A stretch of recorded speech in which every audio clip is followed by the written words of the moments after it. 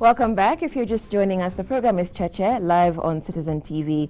Our guest this morning is Trade Minister and Presidential Candidate, the Honorable Moses Wetangula. And before the break, we were dealing with matters of integrity, several questions, several doubts about your integrity. We've talked about the embassy scandals. We've talked about the association with the law firm that you founded and the oil in Turkana. But there are also questions about your tenure still within the Foreign Ministry and the way in which you appointed ambassadors. Yes. Some suggestions here that there was quite a bit of nepotism, favoritism, and targeting of people you did not like.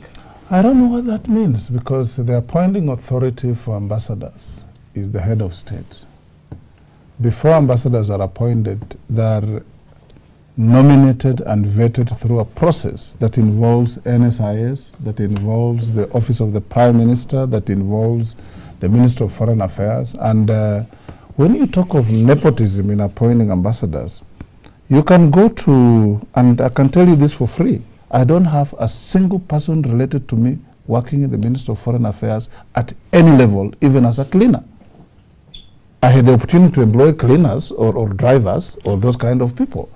The ambassadors who were appointed and who are serving this country extremely well are people with merit, people with integrity, and people who are chosen through a system not competitive, because there was no vetting at Parliament and so okay, that's all. There are people who are doing a good job. That is all fine, but yes. Of course there were issues raised about the caliber of these appointees. Yes. What do you have to say about them? I mean, some of them were relatives of politicians, the Prime Minister and so forth. Some of them were people who are politicians who had lost in elections and they get into diplomatic postings. That is absolutely true. By the way, do you approve of that? I mean, leave alone the fact that you're not responsible. What is your own value? By the way, David, you should understand and know that all over the world, diplomatic representation, an ambassador represents the head of state, the government, and the people of any country.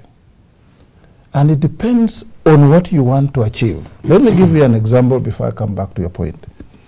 When Uganda joined the Security Council of the UN, with the support of the region, particularly myself, because I went and campaigned for them, and they were voted for overwhelmingly. President Museveni stepped down Ruhogana Rugunda as minister, as senior minister in his government, and posted him to the UN as a permanent rep because of Security Council issues. When you look at even the US, people who have been ambassador, President Clinton is Obama's ambassador at large. President Kibaki appointed President Moi as his ambassador to South Sudan. He still carries that title. So there's always a blend of professional career diplomats and persons with skills who can do a good job. I can tell you, there's a young man in Tanzania called Mutiso. I was with him in the House as a member of Parliament. He's done a tremendous job in representing Kenya and Tanzania. Julius Sunguli went to China as a former minister. He did a tremendous job. He's now come back. I'm told he wants to go to the Senate. And we also have career diplomats like Dr. Monica Juma in Addis, one of the best ambassadors we have. She's come through academia. So there's always a blend and a mix of this so that you get the best out of it. There are situations where diplomacy requires somebody with a serious political mind. There are situations where diplomacy requires somebody with a serious legal mind. To cut that short. But towards David's question, though, a lot of these appointments that were being made, some of them had the flavor of being politically motivated, because even within your political divide, PNU versus ODM, it seemed a lot that the ODM sympathetic ambassadors were being removed and being replaced with the ambassadors who were sympathetic to PNU. I don't know about that. The ambassador in Nigeria, the High Commissioner in Nigeria, was a nominee of ODM. The ambassador in Washington was a nominee of ODM. The ambassador in Los Angeles was a nominee of ODM. We had an ambassador in Paris, and all this. I think you guys perhaps don't know the dynamics and workings of the coalition government. What about this? There is constant consultation. All right. We're running out of time, David. What about this ambassador in the UK, in London, who refused to leave and come back home? I sacked him. What happened? The president gave me authority to remove him. Okay. And I removed him. All right. Yes. He even referred to me as a boy when I was his minister. Let me go back to your performance and your negotiating abilities. Yes. When you were foreign, in fact, for a long time, yes, we do not have Kenyans appointed into international organizations. And we say we don't campaign for people like South Africa or Nigeria, so that we don't have people in United Nations systems who are executives. Let me tell you, in my tenure, I got Mwenja, vice chair of the AU. I did this personally, campaigned for Justice Joyce Aloji to go to the International Court of Justice. I campaigned for the current AG to become a judge of the African Court of Justice in Arusha. I got Kenyans appointed to many places. I got Amin Abdallah appointed. Sorry, hang on, but following on from Mutegi's question, why hasn't Kenya had a Secretary General of the UN, such as Ghana with Kofi Annan, why, or Egypt with Boutros Boutros-Ghali? That is the point of the question. Because it's not enough to staff these international agencies with middle management. That is absolutely... Why, does Kenya not have the caliber of people to head these international organizations? You are very right, Odwak, but you're asking the wrong person. The UN system and whoever becomes Secretary General is shared across continents. Boutros was there for Africa. Egypt lobbied. Kofi Annan was actually a compromise candidate.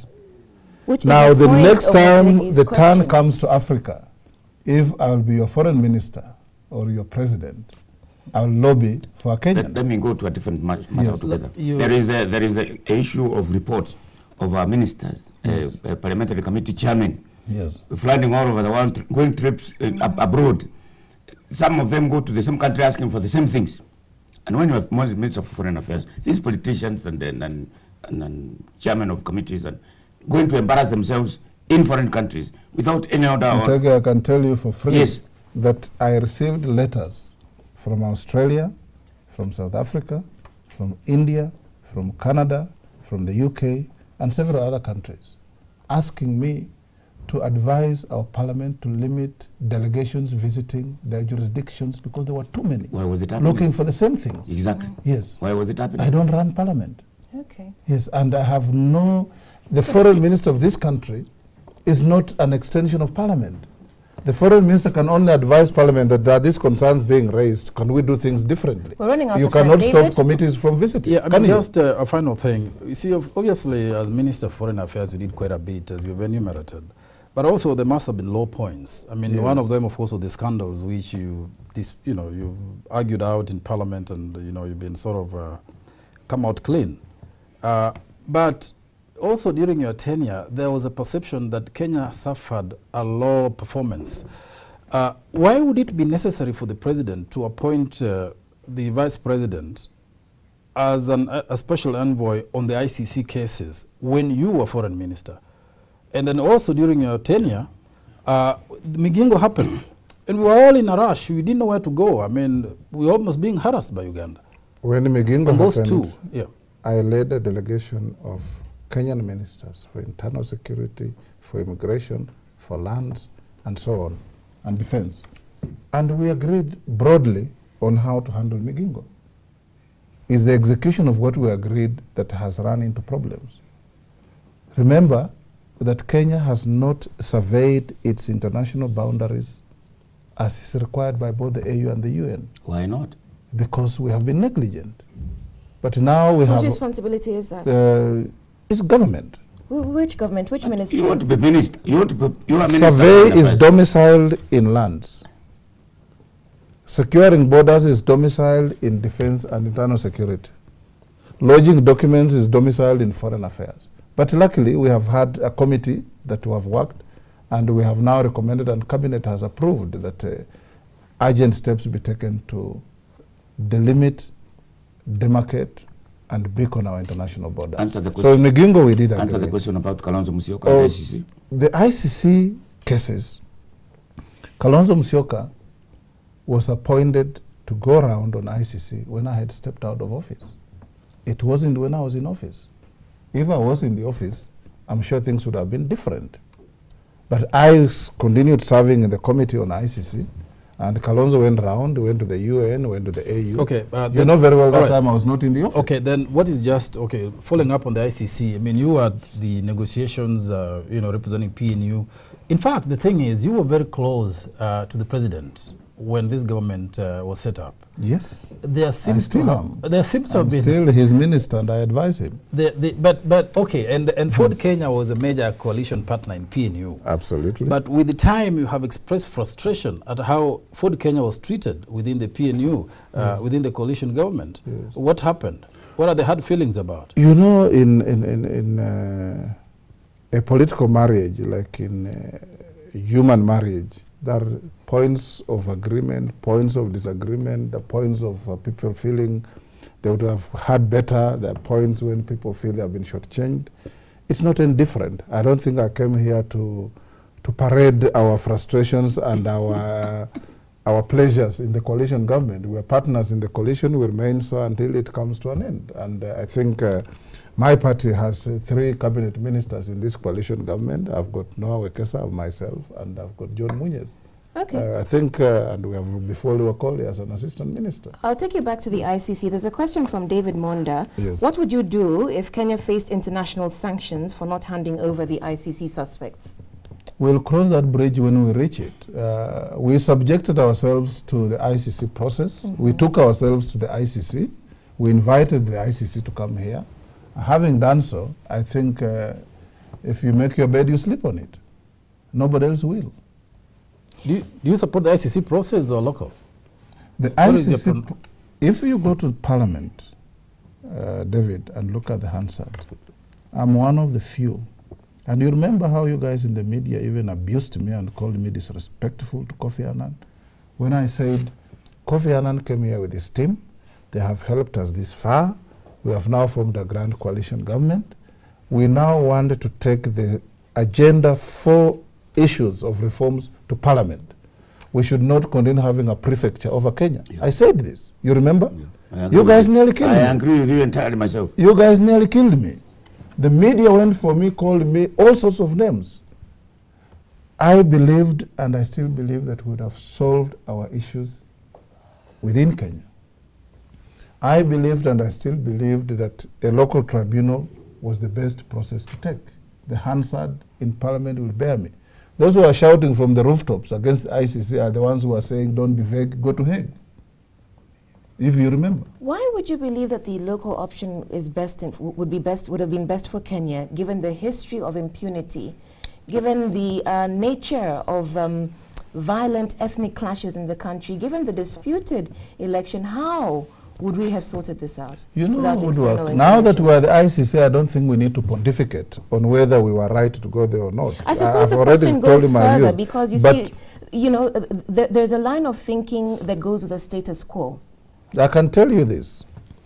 The ICC is not a juridical court per se. It's a court of last resort. It is not just a court of last resort. It's also a political court.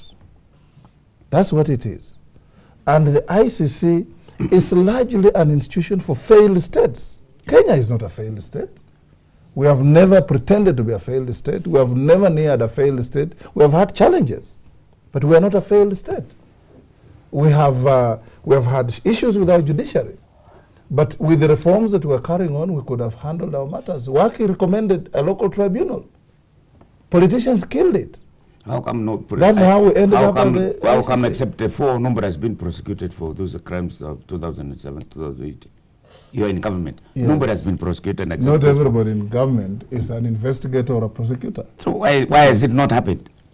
That a number of people who are prosecuted, young people are in jail, young people have been prosecuted. Okay. But there are all those who bear the greatest responsibility, who, if there's evidence, I'll always support the prosecutions. Okay, we're running out of time, David. Let's get back just before we finish to your politics and your bid. Yes. It occurs to me that even though you're trying to get your Western base, you're far from getting it. I mean, really. You are still involved in this domestic battle with New Food Kenya on the ground. Yes. And then there is this discussion going on that you're not actually bidding for power, for presidency, but you're trying to, work out a deal with the ODM. I have had that as well. If I'm working out a deal with anybody, I'll be the one to say it, not anybody else.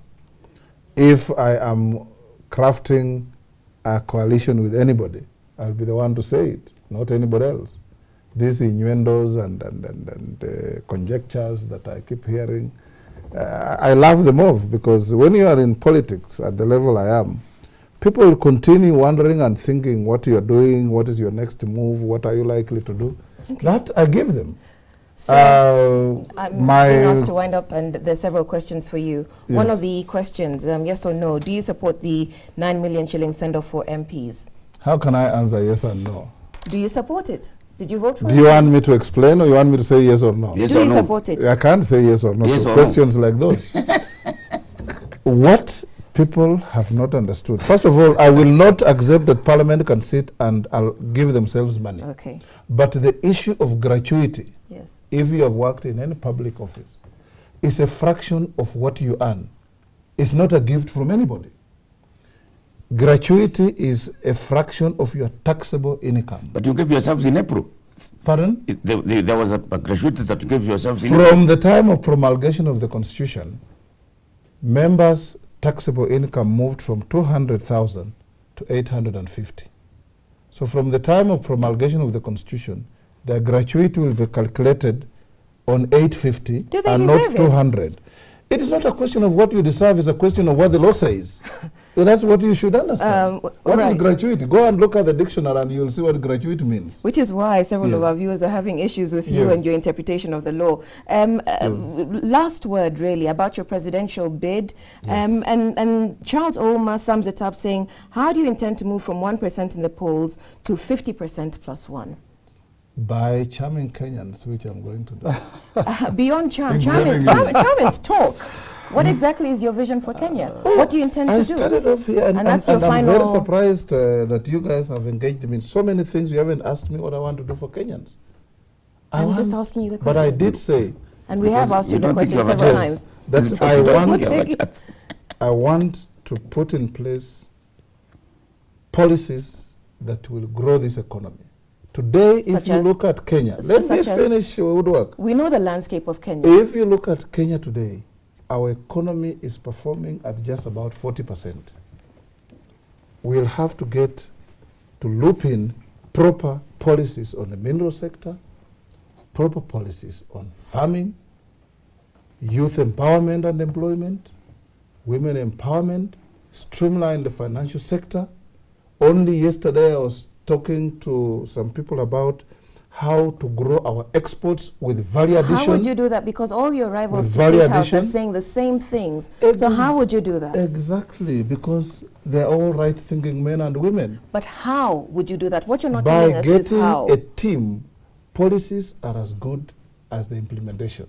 Put together a super team that will make sure when you say you want to grow our exports by 20% per annum, you have some people to drive it and grow it. When you say you want our mineral sector to move from nowhere to account for 30% of our GDP, you must put there somebody to make it happen. When you say you want the port of Mombasa and the port of Lamu to contribute 20% to our GDP, you put it in the hands of people who will make sure it does happen.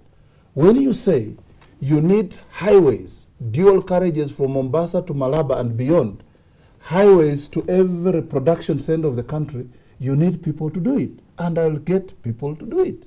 It's a collegiate. It's a team. You put together a team that you know that you have a policy, they implement, and you get results, and the country grows and grows and grows, and Kenyans' life changes. Let me finish by saying this. If you look at Africa, even countries that are recording phenomenal GDP growth, like Angola, 35% per annum, there is no social transformation. Africans are just growing poorer and poorer because of poor policies. I will have no slums in this country within my 10 years president. And I know, and I've gone around the world, and I know how to erase Kibera slums in 5 years. How? I know how to erase Mathare slums in 5 years. How? By putting in place housing policies. You go to Kibera and say, you live in this Matope house, you earn rent of 3,000. It's on 1 acre. I will build a 15-story block, give you enough for you to earn your income, give the rest to the people who don't have houses. And the real estate in Kibera can be compressed into 1/3 of its current volume. And the rest you put it up. They've done it in Malaysia, they've done it in Indonesia, they've done it everywhere. We can do it here. Okay. We don't have to say we're proud of slums. Those slums, we must get rid of them. Right. Let me ask you, why is it that our hawkers who are hawking in this town, in this country, are hawking rubbish from China? And you're the Minister for Trade. Why and are complaining about Chinese traders as well. Why, exactly, why are we allowing imports of rubbish, which our people are hawking I don't know what you call rubbish. It's rubbish. I don't know what you call rubbish, but I have said, and I've said clearly, that there's a mismatch and disconnection of policy. Enforcement of law on hawkers is not in the Minister of Trade. It's with the local authorities. About the goods they're selling from the China. Goods they're selling from China. The anti-counterfeit unit in government is in the Ministry of Industry that control Kenya Bureau of Standards. It's not in the Minister of Trade. As Minister of Trade, I want fair trade practices. I want quid pro quos. If Kenyans are able to go and sell their goods in other countries, it only requires us to be flexible with others. But I will not agree, I agree with you, that hawking by anybody, whether it's a Chinese or you, is unacceptable. It's acceptable. In other countries, you designate areas where people do their business. You don't allow people to roam the streets with padlocks and torches and socks and all sorts of things. That's unacceptable. Okay, excellent. That's going to be the final word. Our thanks to the MP for Sirisia, Trade Minister and Presidential Candidate, the Honorable Moses Wetangula, for a lively discussion on Cheche this morning. And we wish you the best of luck with your presidential campaign. Our thanks also to panelists. Do I have your vote? I would not say that on air. Our thanks also to panelists David Makali and Mutegi Njau, and to you for watching and sharing your opinions with us. I'm Odwaka Mimo. That's Cheche This Week.